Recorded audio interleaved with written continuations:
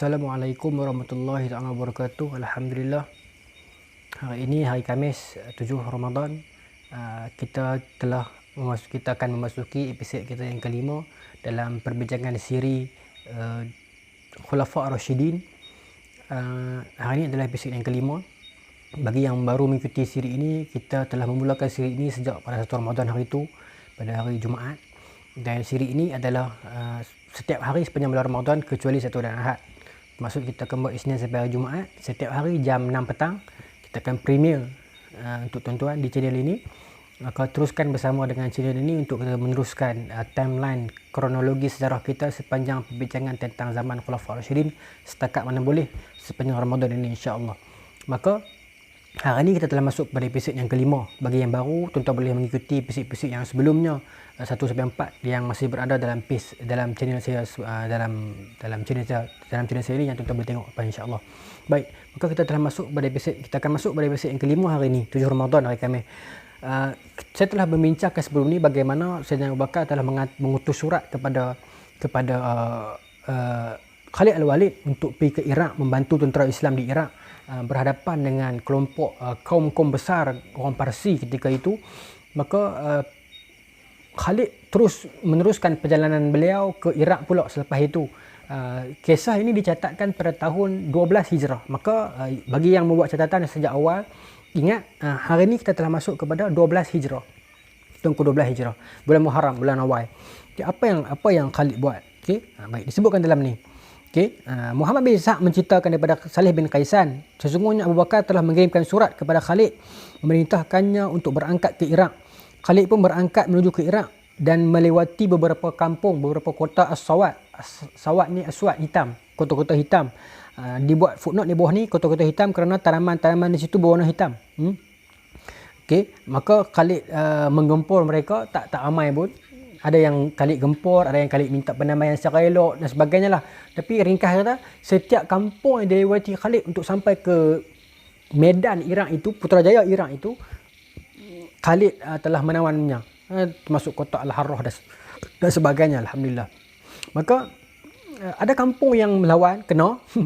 Ada kampung yang tak lawan dan Khalid ambil ufti. Ambil jizyah. Baik. Maka tuan-tuan, saya sambung cerita ya. Maka Khalid masuk ke satu-satu kampung, satu-satu kota dan menawan sampailah satu kampung. Di sana kampung itu kawasan Al-Harrah. Kampung itu agak ke pekan sikit. Maka Raja Parsi hantar satu orang pegawai untuk berdialog dengan Khalid. Pegawai ni nama dia apa? Pegawai ni nama dia Abdul Masih bin Amr. Dia sebut Abdul Masih ni, tuan tahu lah, Kristian lah dia. Baik. Maka Khalid tanya kepada dia, dari mana asalmu? Maka dia jawab, dari tulang punggung ayahku. Khalid tanya lagi, dari mana kedatanganmu? Dia jawab lagi, dari perut ibuku. Dia main Khalid. Padahal Khalid tanya ni, hamai dari mana? Siapa hantar hang? Raja hang duk mana? Hang bagi tahu aku. Itu tujuan Khalid. Tapi bila Khalid tanya, dia jawab. Dia main Khalid. Kemudian Khalid tanya lagi, celaka hang main aku? Khalid tanya macam tu kan. Celaka kamu menipu aku, bermain aku. Maka dia kata, saya tak main. Saya cuma jawab betul lah. Maka Khalid tanya, sekarang ni kamu atas apa? Atas apa ni bermaksud atas agama apa? So maksudnya, tapi orang Arab cakap alama, atas apa hang ni? So orang faham dah, atas apa ni, atas agama apa? Tapi dia main Khalid lagi, dia jawab, saya atas bumi. Nampak? Panggil orang Kristian ni. Maka Khalid tanya lagi, bukan. Hang ni dalam apa? Dalam agama apa? Dalam apa? Tentu kan? Maka Khalid kata, saya ni dalam bumi. Ataupun, saya dalam baju. Saya duduk dalam baju. Nampak dia main Khalid. Maka Khalid kata, hang ni ada otak tak? Dia kata, ada. Maka Khalid kata, aku tanya hang elok kan? Khalid tanya dia. Maka dia jawab, lah aku pun jawab elok. Nampak tak? Abdul Masih ni main Khalid. Maka Khalid kata, lah ni macam ni lah. Hang nak lawan dengan aku ke? Ataupun hang nak berdamai? Khalid tanya dia. Dan saya pilih untuk berdamai. Maka Khalid kata, kalau macam tu banyak ufti. So dia sudi tu banyak ufti, jizyah. Dia pun takut nak perang Khalid, cuma dia nak main Khalid ni. Dan Khalid pun penyabak tak bunuh dia. Baik. Kemudian Khalid pun menawan kampung tersebut, kawasan Al-Harrah itu. Maka Khalid meneruskan perjalanannya. Okey. Tapi sebelum itu, Khalid hantar surat. Khalid bagi surat kat kawan tu. Kata surat ni hampir bagi dekat Raja Parsi. Khalid beritahu. Apa surat Khalid? Assalamualaikum. Assalamualaikum. Assalamualaikum manittaba'al huda. Salam sejahtera kepada orang yang ikut petunjuk. Kalau siapa nak terima Islam, macam tu. Dia ikut sunnah Nabi, pangkal ayat macam tu kan. Tu Khalid kata, sejahtera kepada orang yang mahu mengikut petunjuk. Segala puji bagi Allah yang telah memecah belahkan kamu, kekuasaan kamu dan menghinakan kamu. Okay? Sesungguhnya kalau kamu masuk Islam, kamu ada hak sama macam kami. Dan kalau kamu tak mau terima Islam, maka bersedialah untuk menghadapi tentera aku yang mencintai mati lebih daripada mana kamu mencintai hidup. Ayat Khalid. Kalau kamu terima Islam, selamat. Kamu akan dapat makan apa yang kami makan, kamu akan dapat rasa apa yang kami rasa. Tetapi kalau kamu lawan, kamu tak mau terima Islam, either kamu bayar ufti, ataupun kamu akan menghadapi tentera aku yang lebih cintakan mati berbanding kamu cintakan hidup, kata Khalid. Okey. Maka surat itu dibaca oleh pemuka-pemuka Mesir, pemuka-pemuka Parsi masa ni. Maka Raja Parsi jadi marah, pemimpin-pemimpin pemuka-pemuka Parsi jadi mengamuk, maka datanglah satu orang panglima besar nama Hurmuz. Al-Hurmuz ni tuan-tuan baca dalam kitab sejarah sangat terkenal, dia sangat great warrior dia dalam kerajaan Parsi.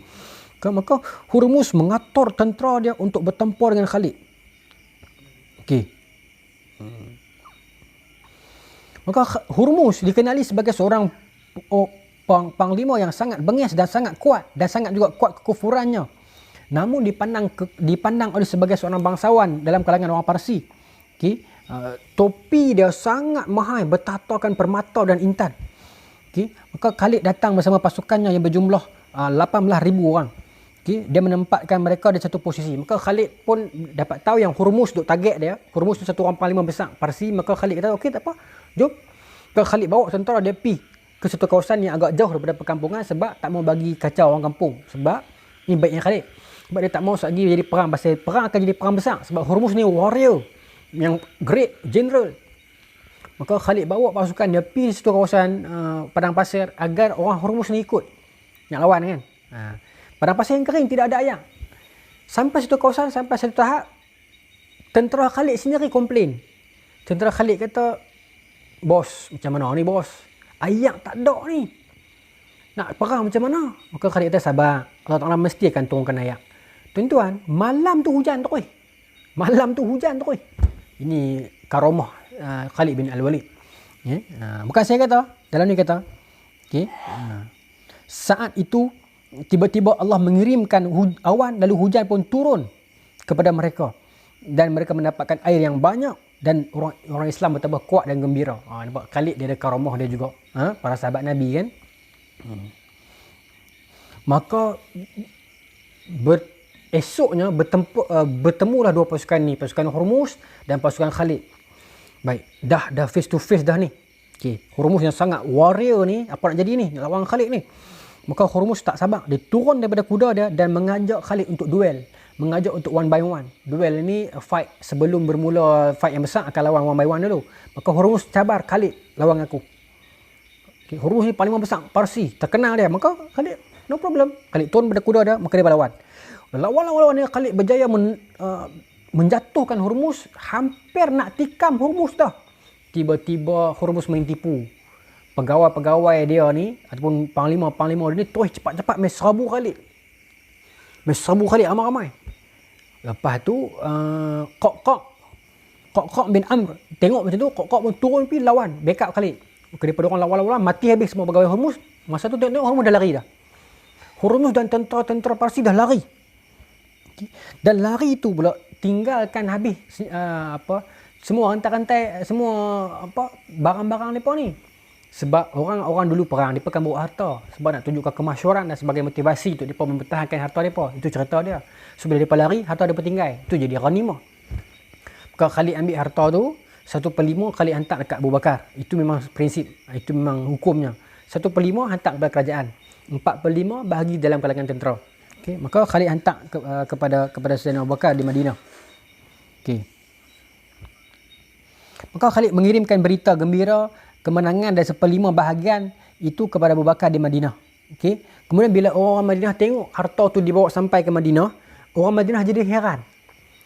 Orang Madinah kata, ni apa dia ni? Harta apa ni? Ni manusia buat ke Tuhan buat? Pasal harta-harta orang Parsi ni begitu indah, cantik, permata, mahal, mewah, tak tahu nak gambar. Orang Madinah tak bisa tengok. Sampai bila harta tu diarak masuk ke Madinah, baru 1/5. Orang Madinah dah heran dah. Tu dia ni, harta ni manusia buat ke Tuhan buat? Sampai tahu tu dia berkata, nak gambarkan betapa kayanya kerajaan Parsi masa tu. Baik. Maka Khalid tak tunggu lama.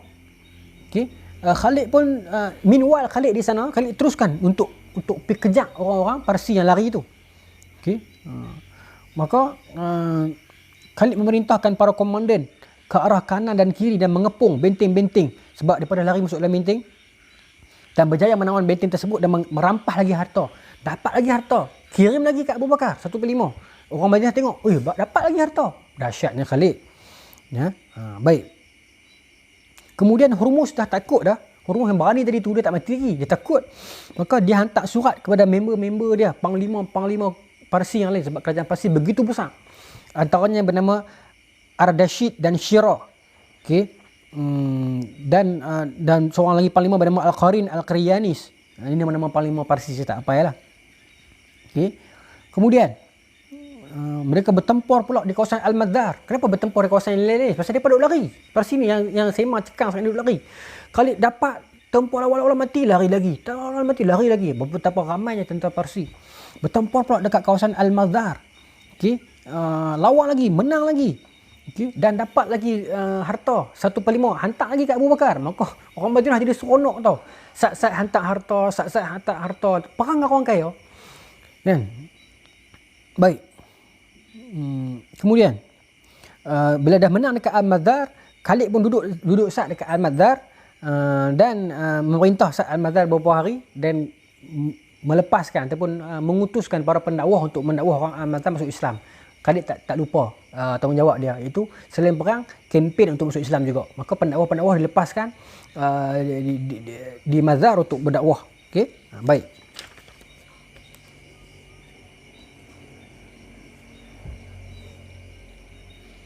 Khalid tinggal di sana beberapa lama dan membahagikan harta. Okey.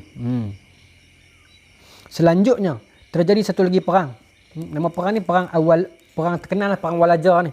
Okey. Sebenarnya cerita Walaja ni dalam kuliah saya tak ingat 2 tahun lepas. Okey. Baik. Perang Walaja ni berlaku dalam bulan Safar. Yang tadi tu nama dia perang Zi As-Salasil, perang berantai sebab tentera Parsi dah rantai kat kaki. Perang Walaja berlaku bulan Safar, tahun bila 12 Hijrah. Baik. Kemudian dicontohkan dalam perang Walaja ini, Islam menanglah tentu. Okey. Tetapi muncul satu orang tokoh lain bernama Al-Andarzaghar, yang kuat juga. Okey, yang bertempur sengit. Pertempuran pun terjadi dengan lebih sengit. Walaja ni lagi sengit daripada Zil Al-Salasil tadi tu. Sebab orang Parsi telah bergabung dengan pasukan Shira, pasukan Hormuz, pasukan Al-Andarzaghar, kan? Bergabung bertempur dengan Khalid. Dia ingat daripada bergabung dia dah boleh menang. Tapi Khalid lawan sesungguh hati sampailah pakat mati habis semua. Sementara itu Al-Andarzaghar yang cakap besar tadi tu, pasal Al-Andarzaghar kata kepada Hormuz, alamak, Khalid ni aku boleh menang, tak ada masalah. Dan lawan Khalid pukul dia lari. Sebelum sempat dia bunuh. Dia ceritakan dalam buku ni, dalam kitab ni, Al-Andarzaghar ni lari sebagai pertempuran sampailah dia tak tahu, tak ada ahli tujuh dah punya takut kat Khalid. Akhirnya dia mati dalam perjalanan pelarian dia itu sebab haus. Itu saja kematian yang menghinakan. Okey. Baik. Kemudian bila dah habis peperangan itu, Khalid bangkit di tengah khalayak tentera. Khalid kata, nampak tak tu Kisra tu, Parsi, Putrajaya dia tu, yang tu lagi besar tu. Tak mau lah, dia kata, tempat orang kaya ni. Berjuang lah. Tiupkan motivasi pada mereka kan. Maka mereka pun semangat pi. Okey, pi. Kemudian diceritakan oleh Saif bin Umar, dirakamkan oleh dalam Tarikh At-Tabari, oleh Imam Tabari mengatakan bahawasanya, berkata Amr dari Asy-Sya'bi, dia berkata, Imam Sya'bi kata, di dalam perang Walajah tadi ni, Khalid berduel, fight one by one dengan satu orang lelaki ajam yang kekuatan dia sama dengan 1000 orang. Cuma Imam Syafi'i tak sebut lelaki ni nama apa. Tapi dalam perang Walajah ni ada satu orang lelaki yang terlalu kuat, yang disebut oleh orang Parsi kekuatan dia sama macam 1000 orang. Dan dia ajak Khalid fight dengan dia. Dan Khalid fight. Dan dia mati di tangan Khalid. Dan yang menariknya Khalid Al-Walid ni tuan-tuan, bila lelaki yang kuat 1000 orang, kekuatan sama macam 1000 orang tu mati di tangan Khalid, bila dia mati, Khalid duduk atas mayat dia. Lepas tu Khalid order makan. Bila dah habis perang, Khalid tak tanam dia lagi. Khalid duduk atas mayat dia. Khalid kata, pergi buat aku sup satu. Yang tu lah makanan. Khalid makan sambil duduk atas jenazah dia. Ini satu psikologi Khalid nak tunjuk kat orang Parsi kalau mereka mengendak daripada jauh. Ni kekuatan yang kata sama dengan 1000 orang ni. Aku duduk atas dia, makan atas dia. Ya. Khalid tuan-tuan, Khalid Al-Walid. Ya? Khalid kemudian bersandar pada jenazah lelaki tersebut dan makan di atasnya. Makan buat tak tahu atas jenazah tu. Nak beritahu psikologi kepada orang Parsi ni. Orang yang hampa anggap waria 1000 orang sama kekuatan ni. Aku duduk atas dia yang makan. Okay. Maka hebatlah Khalid ni. Kemudian berlaku satu lagi perang. Okay. Perang yang bernama Perang Ulais. Dan terjadi dalam bulan Safar juga. Selepas perang Walajah, tak tunggu lama, berlaku pula perang Ulais. Perang Ulais ni berlaku sebab apa? Sebab di dalam perang Walajah dengan perang Ziyad Al-Thalasil itu, ada beberapa orang daripada kaum-kaum mana-mana tentulah, bani-bani mana-mana, yang keluarga dah tak puas hati dekat Khalid. Sekali lagi perkauman. Maka geng-geng ni berkumpul untuk serang Khalid. Dan dikumpul oleh siapa? Ketua mereka bernama Abdul Aswad Al-Ijli. Satu orang Nasrani Arab. Ya, yang dia tiup semangat semua orang ni akan bangkit menuntut bela untuk anak-anak kita yang mati ni, lawan dengan Khalid. Dia mai Parsi, dia huru-harakan Parsi, kita lawan dengan dia. Maka dikumpulkan kekuatan tentera orang awam yang ramai-ramai ni untuk menggempur Khalid. Tapi ialah tuan-tuan, orang awam nak lawan Khalid. Sedangkan Khalid tak kacau mereka pun. Khalid nak memburu Hormuz, nak memburu tentera-tentera Parsi. Hampa duduk kat kampung, sudahlah. Siapa hampa nak tak puas hati kan? Tapi dia pun nak sabotaj Khalid. Maka dia berkumpul semua kekuatan, campur dengan semua bani-bani yang ada yang anak mereka mati dalam perang Walajah ni, nak serang Khalid. Tetapi ialah bukan tentera. So plan mereka tak sistematik macam tentera. So malam tu daripada ramai-ramai, mereka bakar ayam ramai-ramai, BBQ apa ni, sementara esok nak perang dengan Khalid. Khalid dapat tahu. Khalid kata, puak-puak ni aku tak kacau hampa pun. Maka Khalid pergi serbu dulu. Khalid pergi serbu mereka di perkemahan mereka waktu malam. Sedang daripada buat BBQ tu. Okay? Maka Khalid menggempur mereka. Tetapi tuan-tuan, pertempuran yang sangat sengit berlaku. Bermaksud mereka bukan calangan jugalah. Kuat juga. Dan mereka ni ramai. Puluhan ribu orang. Diceritakan dalam kitab ni 70,000 orang. Tuan-tuan bayangkan macam mana ramai. 70,000 orang. Okay? Maka lawan. Masa tu mereka duduk makan lah, BBQ kan. Kalau lawan-lawan, gempur sampailah diceritakan sungai, ada sungai di situ. Sungai itu bertukar merah akibat darah daripada orang kafir yang mati itu. Dan yang mati itu dianggarkan 70,000 orang plus minus. Begitu Khalid menggempur. Tapi yang seronoknya, setelah Khalid mengalahkan pasukan musuh itu, dan mereka pun ada setengahnya yang selamat lari, orang yang Khalid tak kacau ni. Dalam perang Ulais ni, Khalid tak kacau mereka pun, mereka kacau Khalid. Okay? So setelah mereka diusir, dibunuh semua ni, maka makanan tadi tu, Khalid BBQ, ayam semua duk dari. Maka Khalid kata kepada tentera dia, makan. Ghanimah, makan. Maka tuan-tuan, maka para sahabat pun, yang tentera-tentera Khalid pun duduk dekat dapur mereka tu lah. Maka ada dalam kalangan orang Islam masa tu yang badui, yang baru masuk Islam, yang heran tengok makanan apa ni. Sebab terlalu mewah. Dia cerita dalam kitab ni ada kain hamparan yang letak kat tu. Kat baju tu kan. Masa tu orang pasti dah pakai dah kain tu dengan kain kat bau kat paha ni. Maka orang Arab ambil kain tu, orang Islam lah. Tengok kain dia kata, ni baju ke apa ni? Sampai tak tahu guna. Maka salah seorang daripada orang bandar dalam kalangan para pejuang Islam kata, ini adalah kehidupan yang mewah, kata. Kain ni orang buh di tengkuk, buh di paha, bukan buat baju. Mata orang Islam tak tahu. Orang Parsi sampai tera tu punya kaya. Nak makan tengah perang pun pakai kain tu lagi. Oh, hebat lah. Bukan Khalid kita makan. Betul lah dia sebut apa? Ar-raqiqul aish, kehidupan yang mewah. Orang Parsi ni. Khalid kita makan. Okey. Nampak Khalid tuan-tuan. Okey. Maka adalah barang-barang rampasan perang free bonus yang Khalid dapat malam tu, sebab dia ni kan Khalid tak kacau, tapi dia kacau Khalid. So bila dia lari, dia kena bunuh, ada rampasan perang, maka Khalid hantar lagi kat Abu Bakar 1/5 lagi. Bila dapat lagi, maka Abu Bakar kata, Abu Bakar macam puji Khalid lah di Madinah, berkata budak ni hebat sungguh lah. Dalam dirakamkan, Abu Bakar sebut kepada orang Quraisy, wahai kaum Quraisy, sesungguhnya singa kalian telah menyerang para singa. Dia beritahu hebatlah Khalid ni. Maka Abu Bakar menghadiahkan kepada dia seorang hamba perempuan kepada Khalid. Baik. Alhamdulillah. Kemudian, ini menarik. Ibn Katsir sebut dalam kitab, dia kata apa? Setelah itu terjadi pelbagai lagi peristiwa panjang yang dialami oleh Khalid sepanjang peperangan, yang akan bosan mendengarnya. Maksudnya banyak lagi. Yang diceritakan ni sikit saja. Sebenarnya banyak lagi siri-siri perang-perang kecil yang Khalid melaluinya. Banyak. Sampai kata Ibn Katsir, alhamdulillah, kalau aku cerita ni, hampa nak dengar pun cemui. Tapi Khalid tak cemui untuk perang. Nak beritahu hebatnya Khalid. Kita yang tukang dengar, tukang baca pun cemui. Khalid perang tak pernah cemui. Tuan-tuan cemui tak? Baik. Kemudian, Ibn Katsir sambung cerita. Selanjutnya kata Ibn Katsir, Khalid bergerak dan berhenti di satu perkampungan yang bernama Al-Qawarnaq dan As-Sadir, baik, dan An-Najaf. Tapi bila dia menebarkan pendakwah untuk mengepung kota-kota di sekeliling Al-Hirah ni, perkampungan yang Khalid Al-Walid pergi selepas itu adalah perkampungan yang mereka tak melawan Khalid.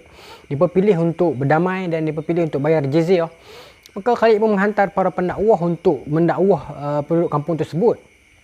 Dan ketika itu datang seorang lelaki bernama Ibn Buqailah, satu orang tokoh dalam kampung itulah, mungkin raja, mungkin pembesar, mungkin tok penghulu macam itulah.